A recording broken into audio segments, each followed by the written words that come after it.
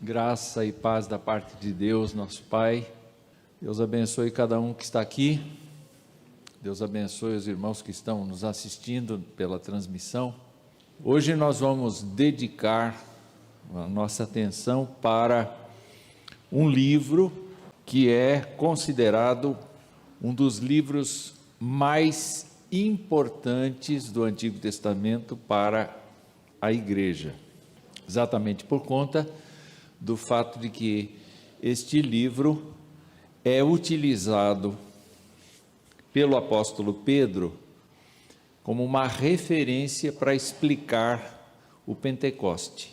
O que aconteceu naquele dia em que 120 pessoas estavam reunidas no mesmo local, orando, cantando, reunidos em igreja, e de repente como que um som de vento, e como que a impressão de que havia línguas de fogo, labaredas de fogo por sobre todos esses 120, e de repente estas pessoas começaram a louvar a Deus, se expressando diante de Deus, contando as maravilhas de Deus, mas estranhamente, várias línguas conhecidas, vários dialetos conhecidos começaram a ser pronunciados por aquela gente que estava ali. A língua natural de muitas pessoas estava presente ali. Exatamente a experiência contrária de Babel, porque no tempo de Babel todos falavam a mesma língua e todos entendiam todas as palavras que se pronunciavam. Mas de repente, Deus confundiu as mentes. Em algum lugar do cérebro, a capacidade de entender o que o outro dizia foi cortada.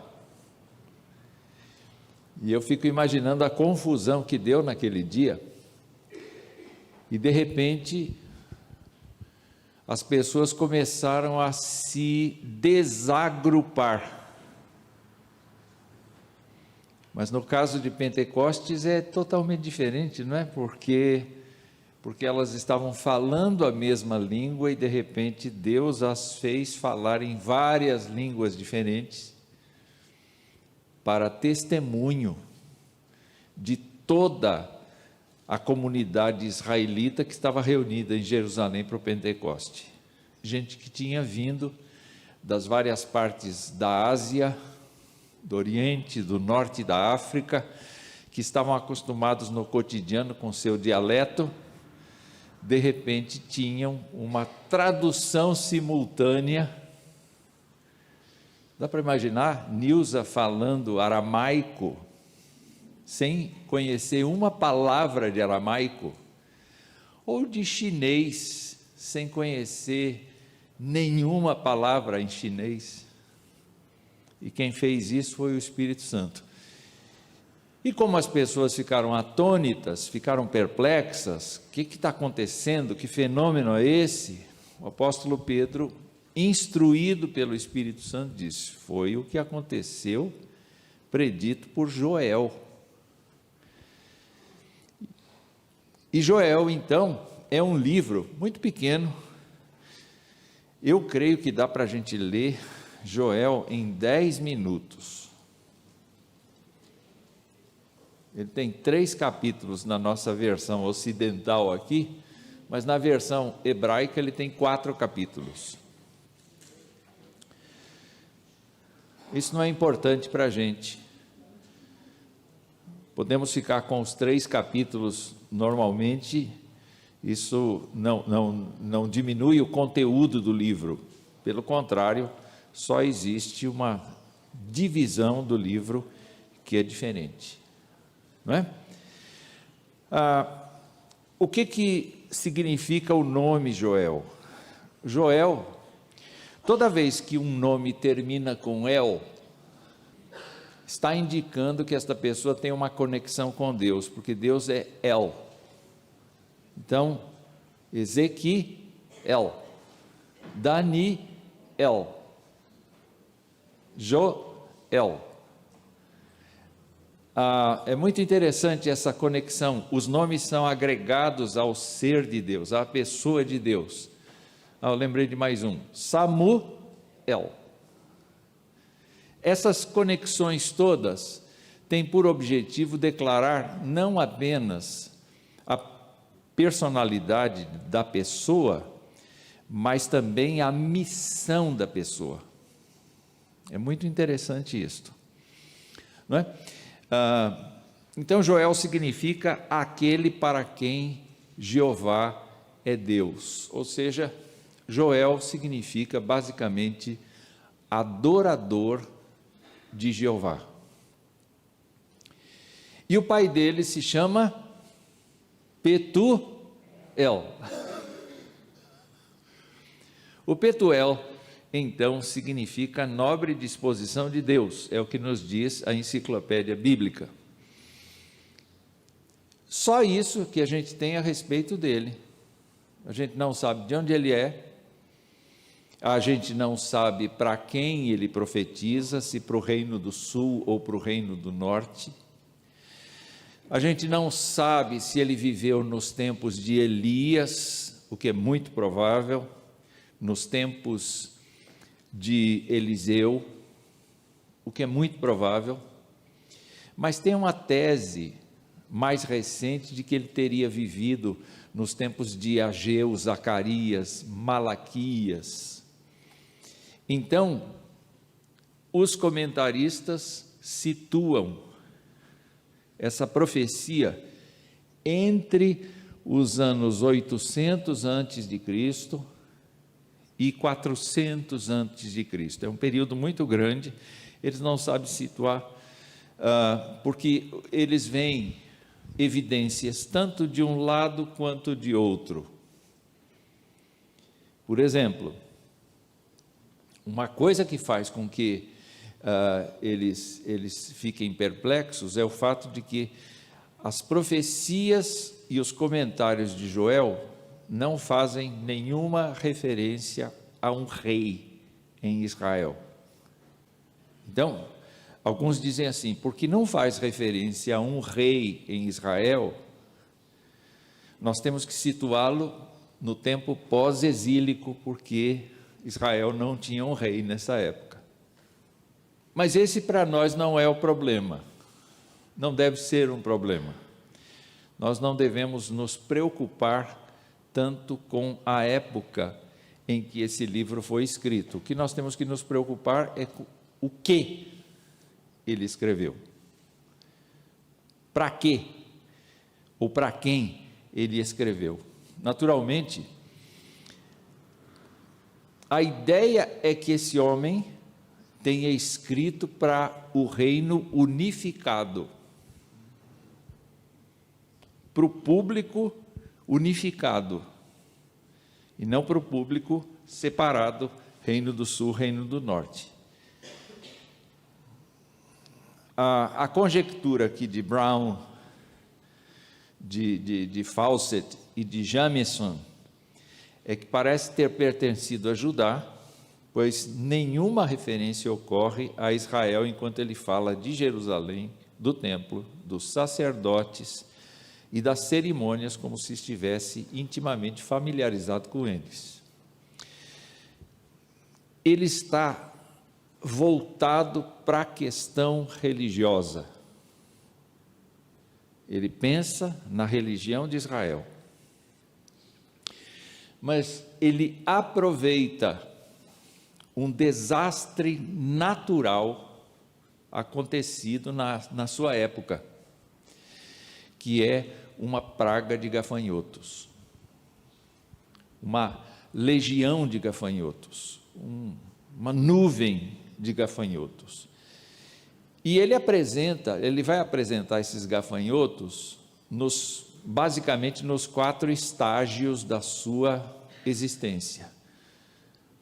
O gafanhoto enquanto lagarta, o gafanhoto enquanto jovem, o gafanhoto enquanto no estado adulto e no estado de reprodução. Então, basicamente, nós vamos encontrar esses 4 estágios quando ele vai comentar logo no primeiro capítulo como é que são esses. É um gafanhoto? Não é um gafanhoto. Que susto!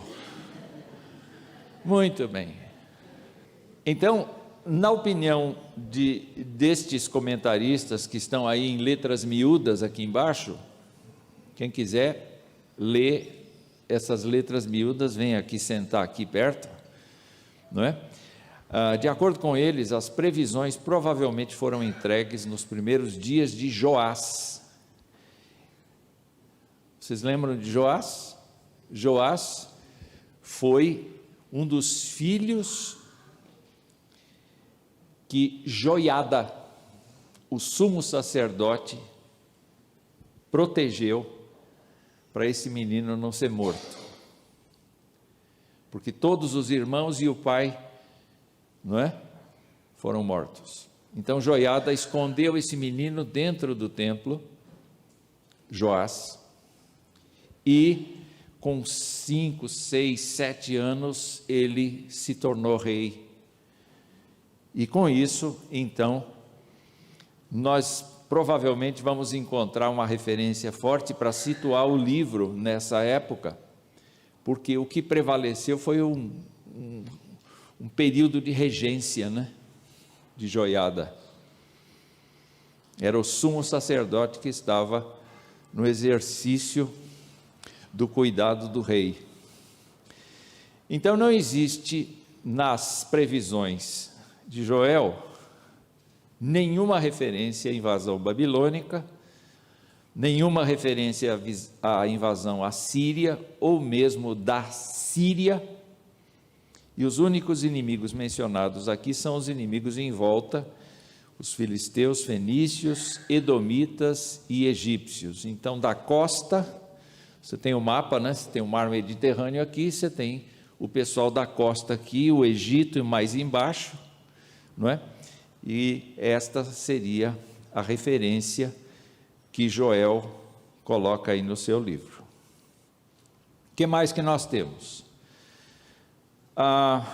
Nós não temos aqui nenhuma referência a um pecado específico.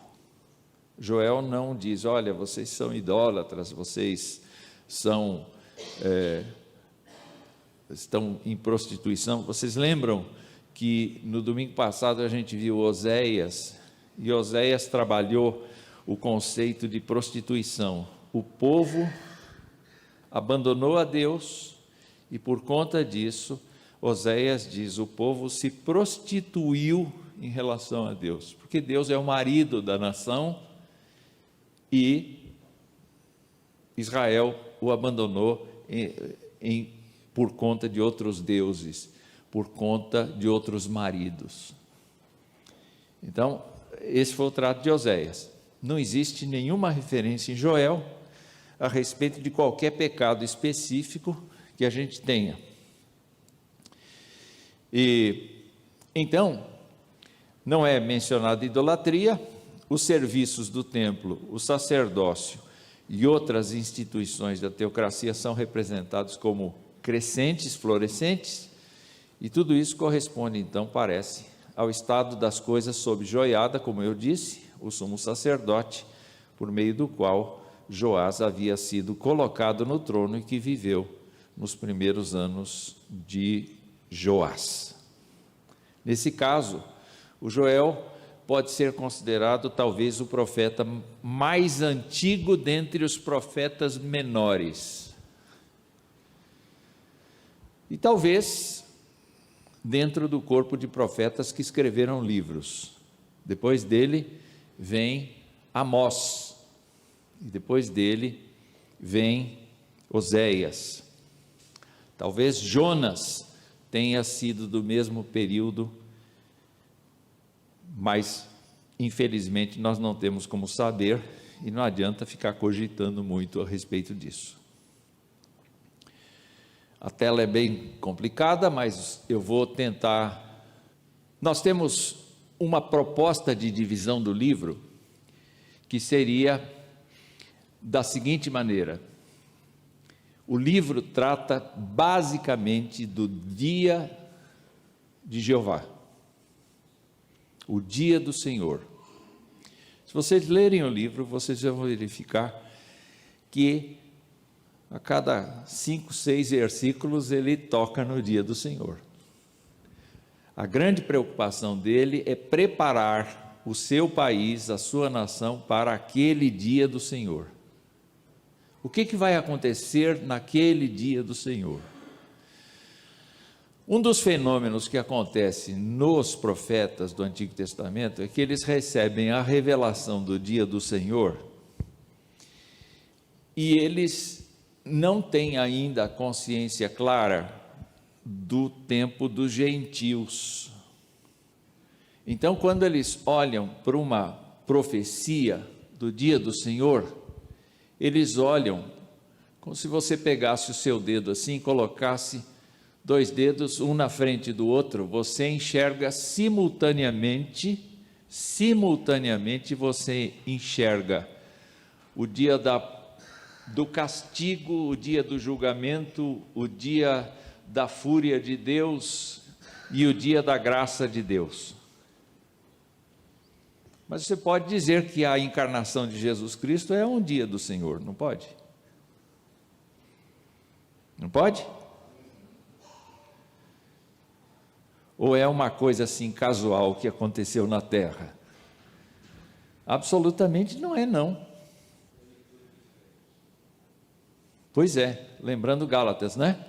Que Jesus Cristo veio na plenitude dos tempos, quer dizer, o dia do Senhor foi um dia de intervenção na história. Jesus Cristo precisa ser entendido como um interventor. Ele precisa ser enxergado aqui como uma ação de Deus intervindo na história.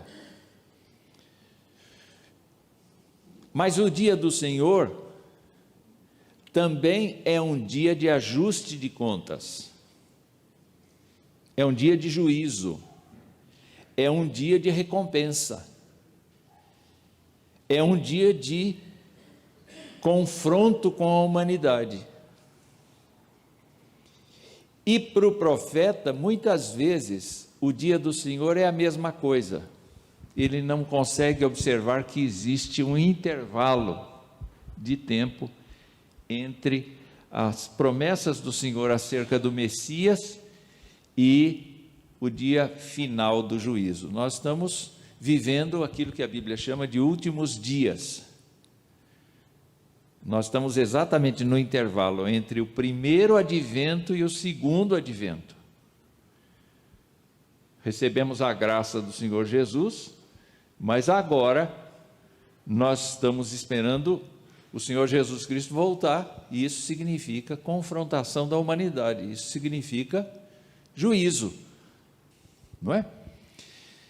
Onde todos os segredos serão revelados. Eu fico imaginando, reverendo Wellington, toda vez que na nossa existência passou um pecado que a gente não confessou, porque pode ser que a gente tenha cometido pecados na ignorância, e o próprio Salmo diz isso, né? Absolve-me dos erros que me são ocultos, que eu não tenho consciência de que pratiquei. Mas eventualmente, se algum pecadinho permanece, eu confesso, mas pratico. Isso vem a público. Microfone. Tem que ser com microfone, por causa da transmissão.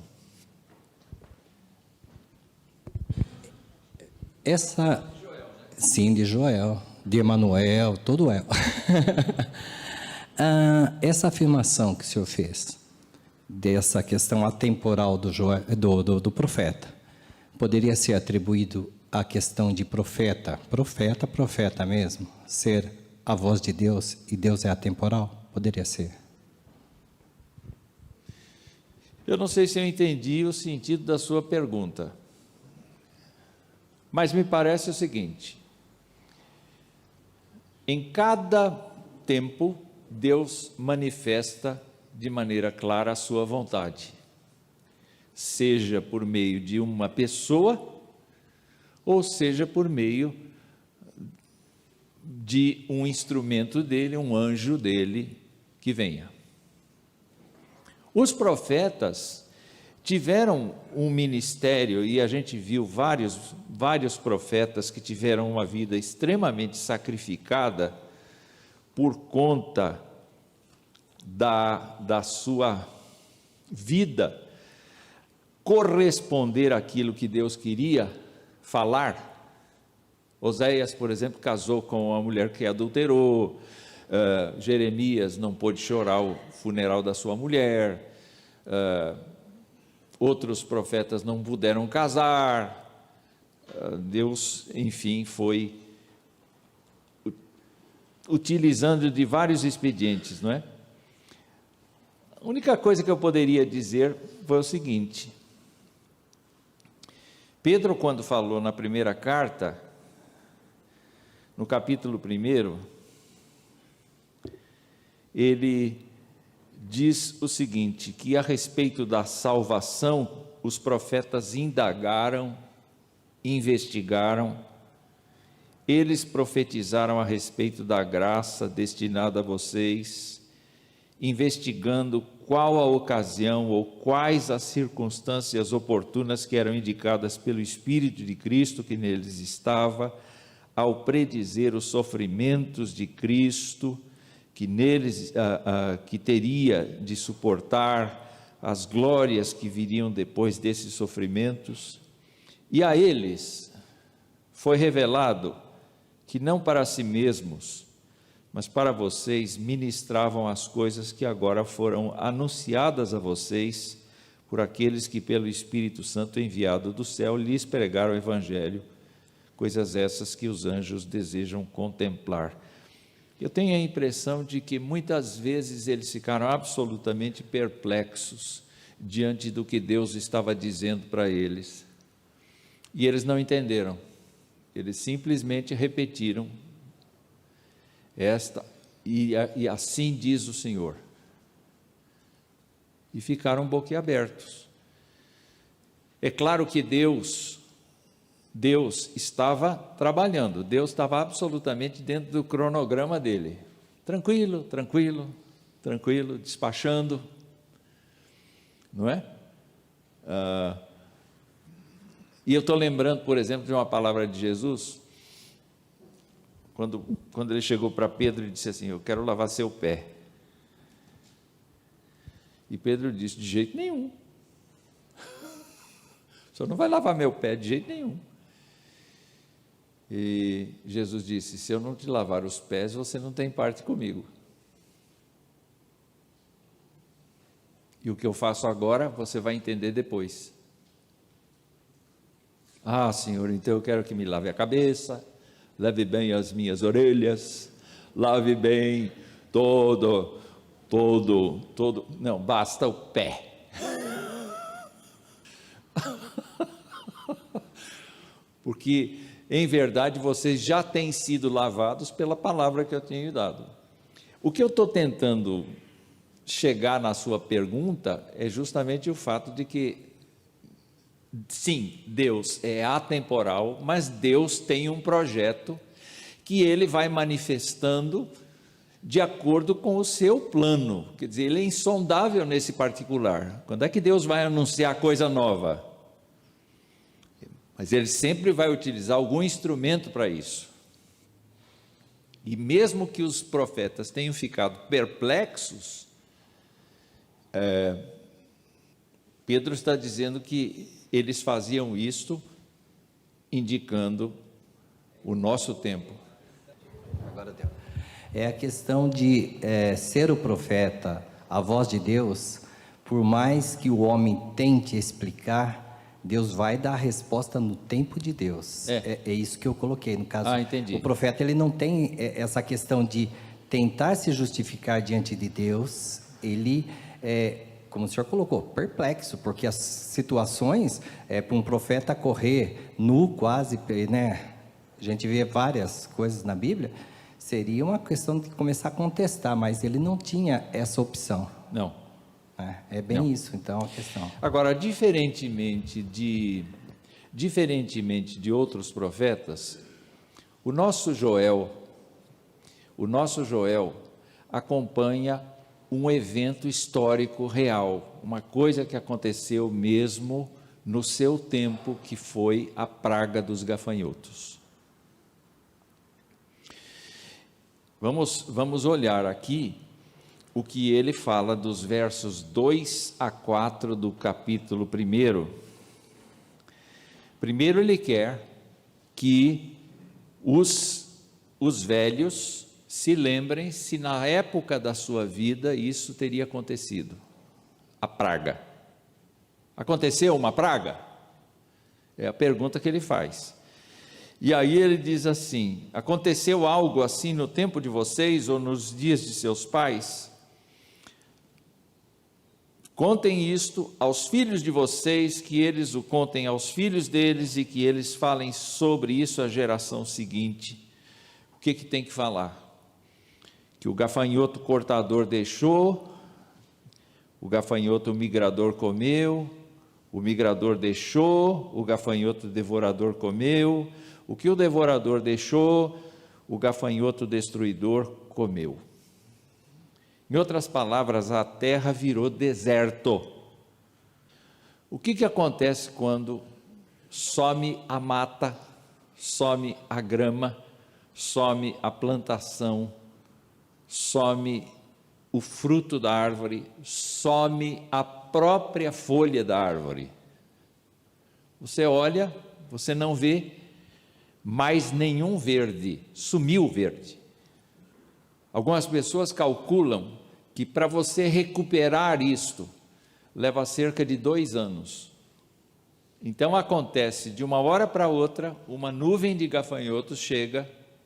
Eu não sei se alguém já viu assim um vídeo a respeito disso, ou já viu presencialmente o que é uma nuvem de gafanhotos. É uma coisa que a gente não tem potência nenhuma.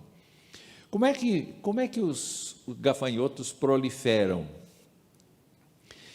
Eles proliferam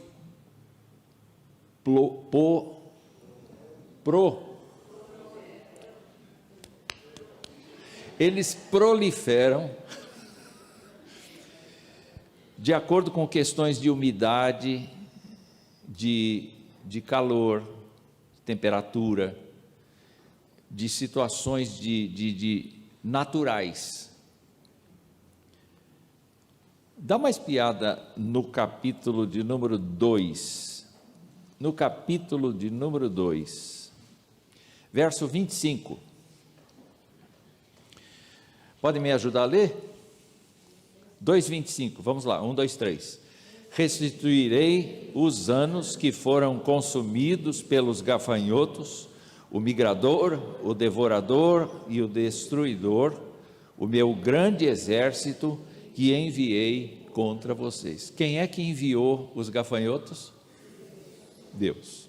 Não existe citação de pecado, mas Deus determinou aquilo. Então a profecia vai girar em torno disso. Você ouviu dessa história no passado? Se não ouviu, então eu quero que você conte aos seus descendentes a respeito dessa história. Porque fui eu que enviei essa praga sobre vocês. Então, por aí, você tem então o objetivo de Joel. Joel toma este evento natural e diz assim: vocês viram quão terrível é esse dia? Quando a terra é depenada pelos gafanhotos? Pois assim vai ser o dia do Senhor. Um dia de desespero, um dia de frustração, um dia de quebrantamento, um dia de destruição. É assim que ele enxerga. E ele quer então utilizar este evento, ele interpreta este evento como sendo o dia do Senhor.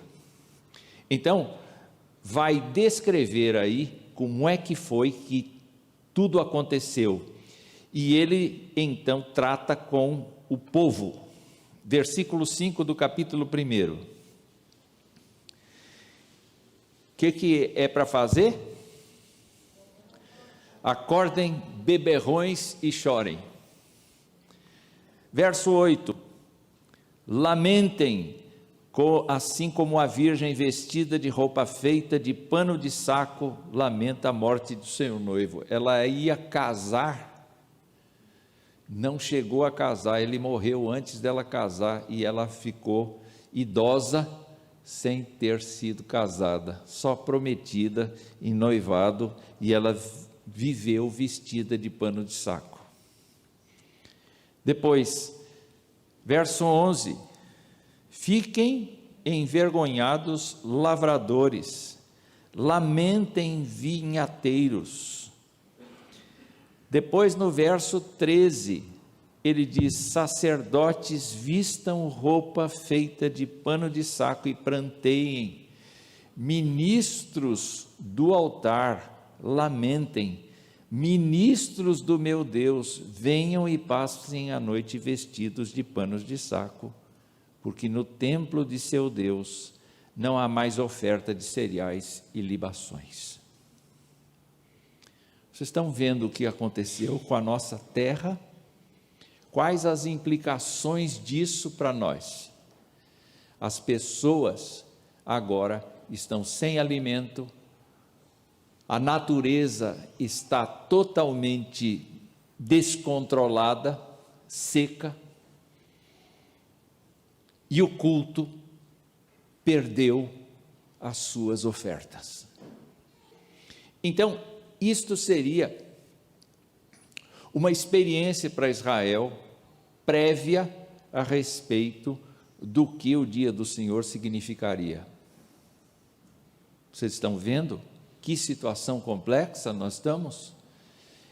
É agora momento das pessoas que estavam vivendo uma vida relaxada pensarem seriamente no dia do Senhor. É tempo de prantear, é tempo dos sacerdotes liderarem um santo jejum, é tempo de haver uma renovação espiritual entre o povo. Então, o grande objetivo de Joel é levar as pessoas a pensarem numa coisa chamada arrependimento, coisa que eles não sei se têm, porque eles estão acostumados com os rituais. Eu pequei, droga, pequei, vou ter que pegar o meu melhor cabrito e levar, porque essa era a ordem da lei. E tudo que a gente faz sem pensar seriamente no porquê daquilo, vai virando uma rotina. Eu fico imaginando, baseado em mim mesmo, quando o culto diz assim: olha, chegou o momento de nós confessarmos os nossos pecados. O que é que você faz quando o dirigente diz assim: está na hora de confessar os pecados? Que tipo de oração você faz?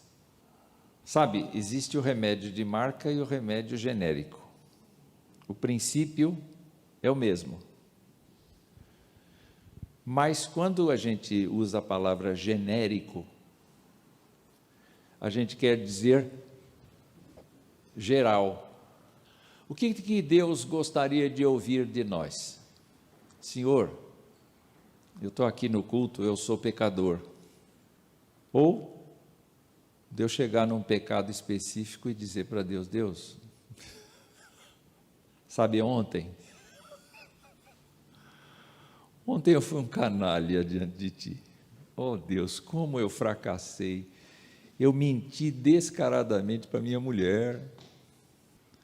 Eu disse que sentia muito, mas eu não sentia nada.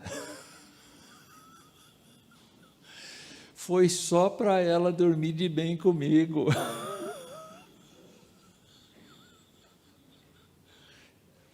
E isso é verdade.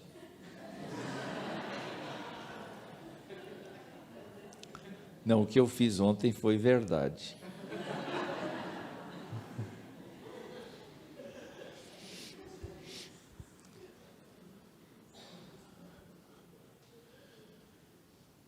Um conselho que o mundo dá é: brigue bastante, porque você tem mais lances românticos. Não brigue bastante, não. Sirva ao Senhor na vida da sua casa. O fato é que muitas vezes aquilo se torna mecânico para a gente, não é verdade? Está na hora de confessar pecado. O pastor já leu o texto de adoração, o pastor já fez oração de adoração, agora ele vai ler um texto de confissão de pecados e ele vai mandar eu confessar pecados, e eu vou dizer para Deus: Deus, eu sou pecador. Vamos tocar o culto, porque daí vem o cântico de louvor a Deus. E eu já virei a página, eu nem tive tempo de me arrepender, nem tive tempo de me quebrar. Eu não me quebrei, eu só disse que eu sou pecador. E a gente entra no dilema do salmista hoje. O que Joel queria é que as pessoas aprendessem o que significa arrependimento. E essa é a mensagem direta para o povo, a mensagem de chamar o arrependimento. E olha só, então, vamos ver aqui dos versos 13 em diante, do capítulo 1. E diz assim: sacerdotes vistam roupas feitas de pano de saco e pranteiem, ministros do altar lamentem, ministros do meu Deus venham e passem a noite vestidos de pano de saco, porque no templo de seu Deus não há mais ofertas de cereais e libações.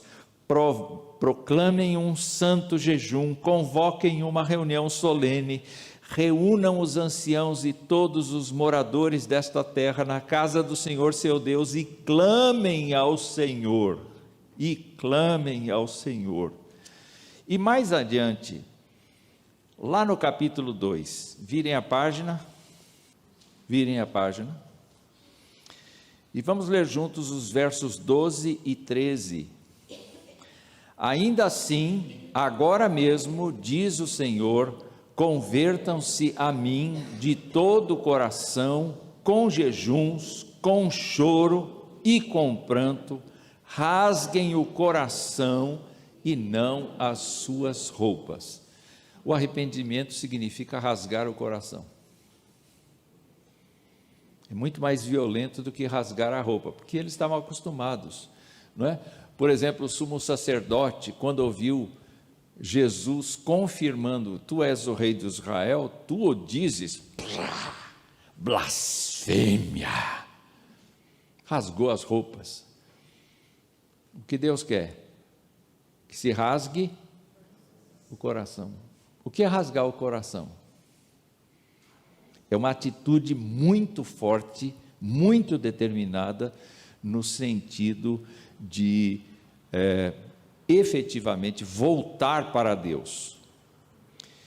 Então, o capítulo 1 falou do dia de Yahvé experimentado, que foi justamente a praga dos gafanhotos. Depois disso, o dia de Yahvé, que foi ilustrado, e neste caso, os comentaristas entendem, a maioria deles, que eu vi, entendem que no capítulo 2, Joel vai fazer referência de novo aos gafanhotos, quando se refere ao exército invasor, capítulo 2, de versos 2 até 11, e depois disso, o que ele faz de novo? Ele chama as pessoas ao arrependimento. E há uma coisa interessante aqui, porque Da metade do verso 13 para frente, ele diz assim: convertam-se ao Senhor seu Deus, porque Ele é bondoso e compassivo, tardio em irar-se, grande em misericórdia, e muda de ideia quanto ao mal que havia anunciado. Talvez ele, Joel, tivesse visto como Deus tratou Nínive. Pode ser. Deus mudou de ideia, porque Deus disse: Nínive será destruída. Jonas ficou esperando Deus destruir, mas de repente Nínive não foi destruída. Então Jonas disse assim: eu sabia, por isso que eu fugi de ti. O Senhor é um Deus misericordioso, quando a pessoa se arrepende, o Senhor tira a mão. Eu sabia, aí, olha o que deu. Em que sentido então Deus muda de ideia? Quando Ele pede para a gente uma coisa, e a gente se arrepende e faz, Ele não executa o mal que havia dito que faria. Não é como a gente, né? Não, você fez o que eu queria, mas mesmo assim eu vou te prejudicar. Deus é diferente. Aí caminhamos para o terceiro capítulo, que é justamente o capítulo em que Deus começa a pronunciar os seus juízos sobre Israel, a sorte de Judá. Capítulo 3, verso 1 diz: naqueles dias e naquele tempo em que mudarei a sorte de Judá e de Jerusalém, congregarei todas as nações e as farei descer ao vale de Josafá. Esta restauração de Judá, prometida aqui, está descrita especialmente a partir do verso 17 desse capítulo, que dizia assim: vocês saberão que eu sou o Senhor, o Deus de vocês, que habito em Sião, o meu santo monte. Jerusalém será santa, estranhos não passarão mais por ela. Acontecerá que naquele dia os montes destilarão vinho, as colinas manarão leite, todos os rios de Judá estarão cheios de água. E essa é uma figura comum a vários escritores bíblicos. Uma fonte sairá da casa do Senhor e regará o vale de Sitim. Nós encontramos essa referência de que a casa do Senhor vai ter o lado leste borbulhando de água, e essa água vai então percorrer o rio, chegando ao Mar Morto e dando vida ao Mar Morto. É muito interessante esse conjunto de profecias que falam disso, inclusive o Apocalipse fala disso.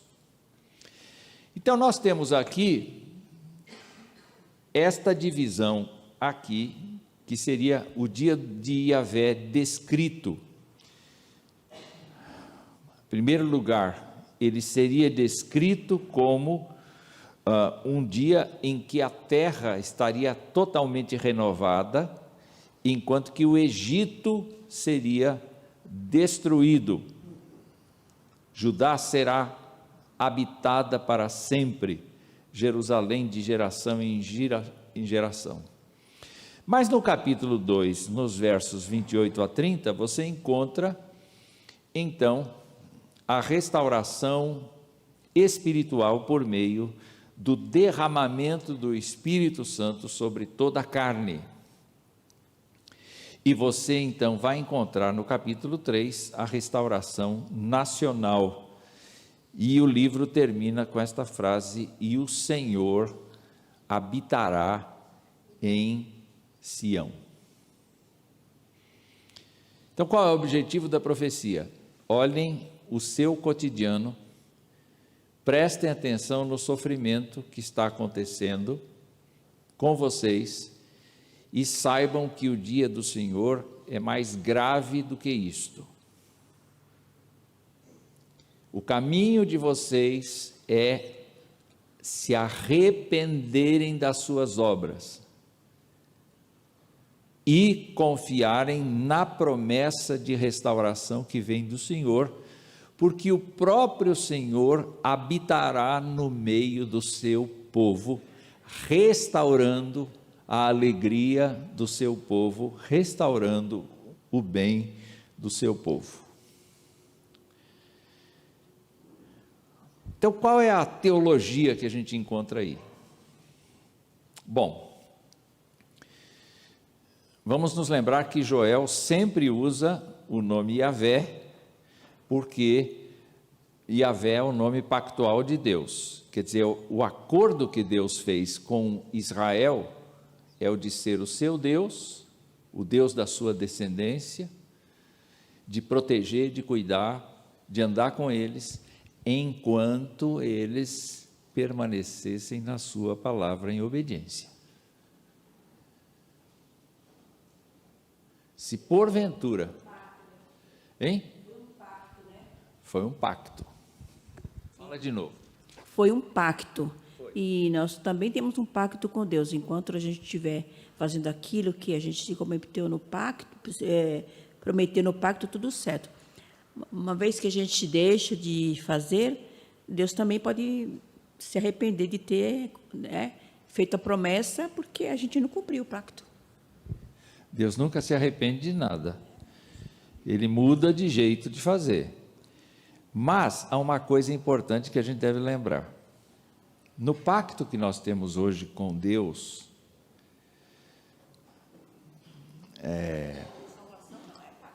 Não, a salvação está dentro do pacto, de Deus ser o nosso Deus. Isso ele não quebra.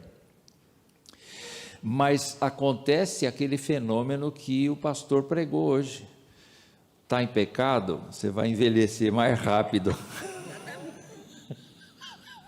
Você está em pecado, a coisa vai complicar para o seu lado, porque Deus vai bater, até você deixar a vida. Não é? Então, Deus às vezes não responde na hora, Deus às vezes diz não, Deus às vezes diz sim, mas Ele jamais nos deixa.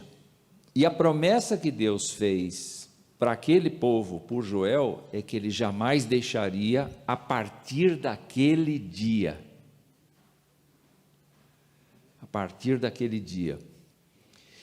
Então, como é que Joel enxerga Deus?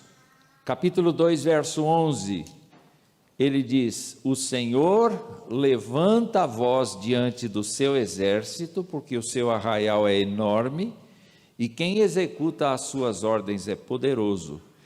Sim, grande e muito terrível é o dia do Senhor, quem o poderá suportar? Especialmente a primeira frase: o Senhor levanta a voz diante do seu exército.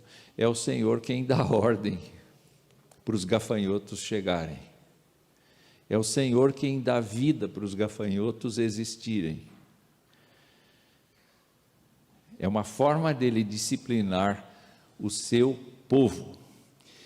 Depois, a gente vê no capítulo 2, verso 20, que Deus, 19 e 20, né?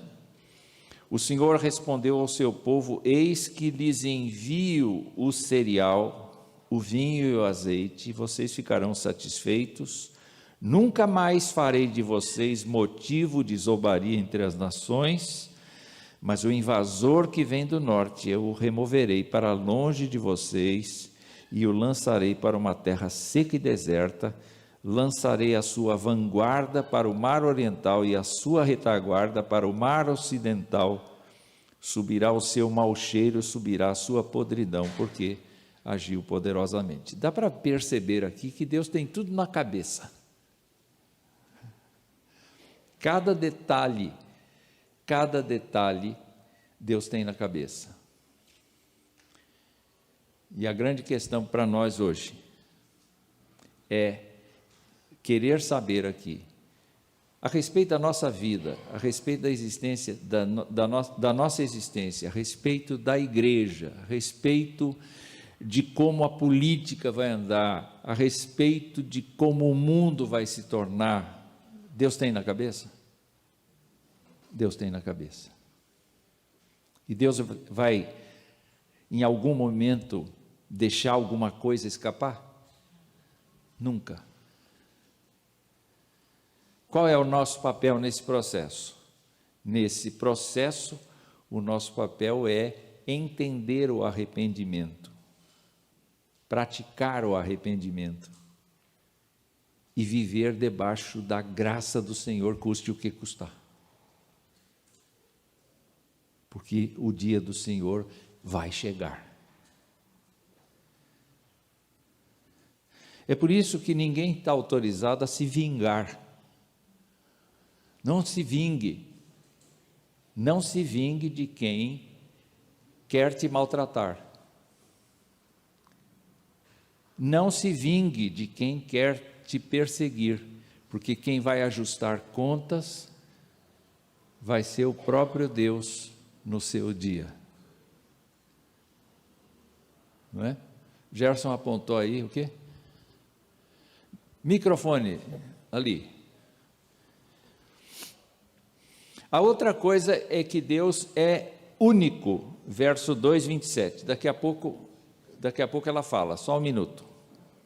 Vocês saberão que eu estou no meio de Israel e que eu sou o Senhor, o Deus de vocês, e que não há outro, e nunca mais o meu povo será envergonhado. Eu sou o Senhor, o Deus de vocês, e não há outro, e nunca mais o meu povo será envergonhado. Pois não. O ponto que eu entendi aí, o ponto-chave do livro de Joel, chamando o povo para o arrependimento, então dá para entender muito bem aquele rasgar o coração. Para ver esse arrependimento, tem que rasgar, abrir o coração. Não é? É. E tudo que nós fizermos na nossa trajetória, eu entendi que tem que ser nesse sentido, com Exatamente. muita sinceridade, rasgando o coração. E eu só queria falar uma coisinha. Quando nós estamos aqui dentro da igreja, nós podemos estar assim, numa situação às vezes até de perigo, com o nosso culto, que às vezes o nosso culto tem que ser muito sincero, abrindo o nosso coração, como o senhor disse ali na parte até da parte do perdão, tem que ser uma coisa muito sincera, porque senão vai se tornar uma coisa mecânica. Nós corremos o risco de estarmos praticando um culto mecânico, e não aquele de rasgando, de abrindo o coração. Olha, certo? É certo. Sabe que a gente tem... É certo. A gente tem Para picos... mim, a maior mensagem hoje foi essa, que me tocou. Quer dizer, que bom. o culto tem que ser de uma sinceridade Absoluta, imensa. A né? nossa vida tem que ser de uma sinceridade muito grande. eu estou lembrando do João Wilson Faustini, que escreveu um livrinho chamado Música e Adoração, e ele diz que no culto a gente tem picos de emoção. O culto, a liturgia é construída com picos de emoção. Então, uma pergunta que eu poderia fazer para vocês é: qual é o momento mais emocionante do culto para vocês? Eu suponho, melhor dizendo, que o maior momento, o momento de maior emoção, eventualmente seja música. A música. Especialmente se a música atingir um determinado som, uma determinada harmonia, alguma coisa assim. Mas quando chega o sermão, a gente dorme. Quando chega o sermão ou uma parte falada, a gente fica pensando se a gente pagou a conta bancária. E quando o dirigente convida a gente para confessar pecados, a gente sou pecador, Senhor, amém. e não quer entrar. Eu não estou no coração de ninguém, mas de fato isso é verdadeiro. Quer dizer, cada parte do culto deve ser uma parte em que a gente pare para pensar, o que está acontecendo aqui? O apóstolo Paulo falou de que a gente tem que prestar a Deus um culto racional, e o culto racional envolve a gente prestar atenção, entender o que está acontecendo naquele momento. Diga, Cláudio. Não, Deus é muito bom, né? E eu só queria fazer um comentário, né? Que toda a aula de hoje, ela entra bem de acordo com a mensagem que foi pregada, né? Então, isso realmente é uma coisa maravilhosa. Amém. Então, olha só, eu vou citar aqui porque o nosso horário vai indo, hein? Deus é apontado como misericordioso e como perdoador para com a pessoa arrependida. Deus é apresentado no capítulo 2, versos 18 e verso 21, como um Deus amoroso e um Deus que vai restaurar o seu povo. E por isso, o livro de Joel é um livro de esperança também. Deus é a fonte que capacita e empodera espiritualmente o seu povo. E eu queria chamar a atenção disso, porque naquele tempo, o que Deus tinha estabelecido é que você tinha que cumprir a lei. No Novo Testamento, Deus veio morar onde? Na gente. E Deus deu um coração novo. Alguns profetas falaram disso, dizendo: Deus nos deu um coração de carne, removendo o coração de pedra. O que nos traz a convicção de que nós estamos salvos não é a nossa fé, não é a nossa capacidade de credulidade, mas é o Espírito do Senhor. E é Ele que fortalece a nossa fé. Mas é interessante Joel mostrar que isso vai atingir toda a carne, tanto homens, mulheres, quanto jovens, quanto anciãos, quanto servos e servas. Isso é inédito. Isso é uma revelação inédita para aquele tempo. Especialmente se nós colocarmos a profecia lá atrás. Deus vai tratar, Deus vai capacitar, Deus vai empoderar quem? A pessoa arrependida, a pessoa quebrada, a pessoa que confia na sua graça. Deus não vai contemplar o soberbo com isso. Então, o que nós temos sobre o dia de Javé? É que somente o arrependido de coração será acolhido no dia do Senhor. E naquele dia, Javé manifestará sua justiça sobre as nações. O dia do Senhor será marcado pelo derramamento do Espírito sobre toda a carne, e esse evento, nós sabemos agora que antecedeu o juízo, porque foi no dia de Pentecostes que aconteceu, segundo Pedro. E o dia do Senhor será um dia de exaltação daqueles a quem Deus salvou.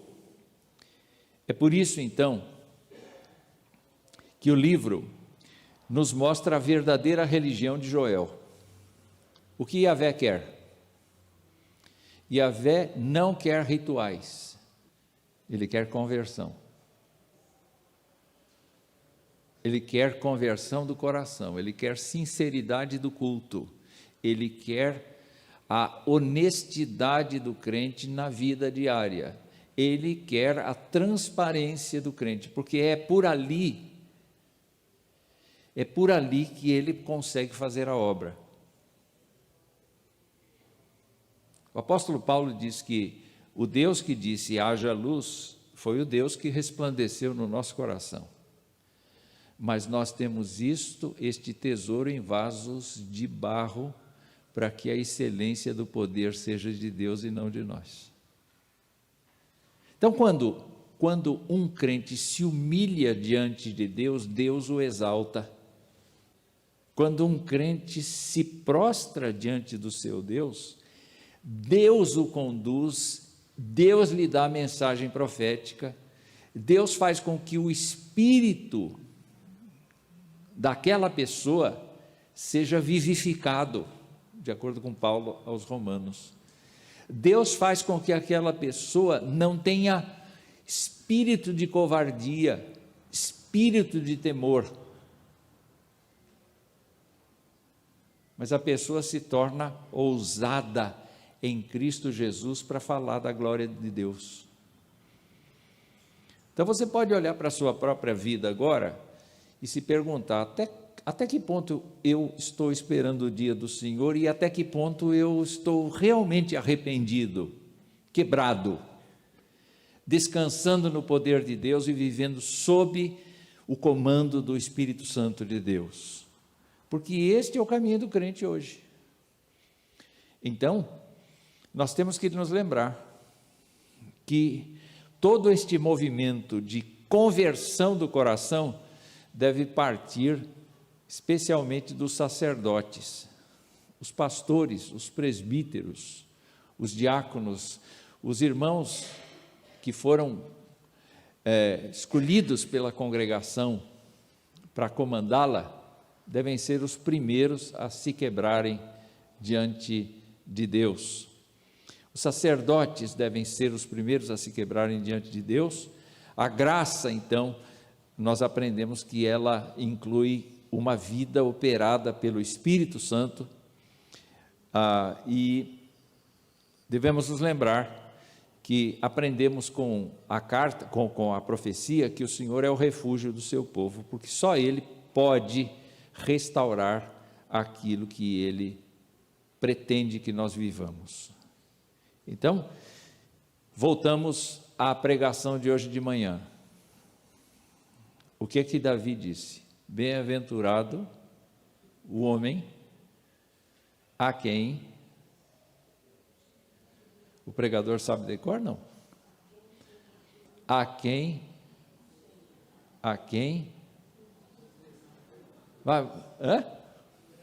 muito obrigado. Vamos usar a colinha, Salmo 32, e a gente termina com ele. Salmo 32, os primeiros versículos, vamos ler juntos, versículos 1 e 2, e diz assim: bem-aventurado aquele cuja transgressão é perdoada, cujo pecado é coberto, bem-aventurado é aquele a quem o Senhor não atribui iniquidade e em cujo espírito não há engano. Eu quero só levar vocês aqui para o verso 8 e depois o 11, vamos lá? Eu o instruirei e lhe ensinarei o caminho que você deve seguir, e sob as minhas vistas lhe darei conselho. Alegrem-se no Senhor e regozijem-se, ó justos, exultem todos vocês que são retos de coração. Eu não sei se ficou muito claro, Joel. Ficou? Vocês entenderam qual é a profecia de Joel? Aquele dia virá. Tomem como referência a praga de gafanhotos. Vocês viram como a terra ficou desolada. O dia do Senhor vai ser tão terrível ou mais terrível do que aquele. Mas Deus vai restaurar. Então, o caminho de vocês é: vivam uma vida de quebrantamento, de arrependimento e de confiança no poder de Deus.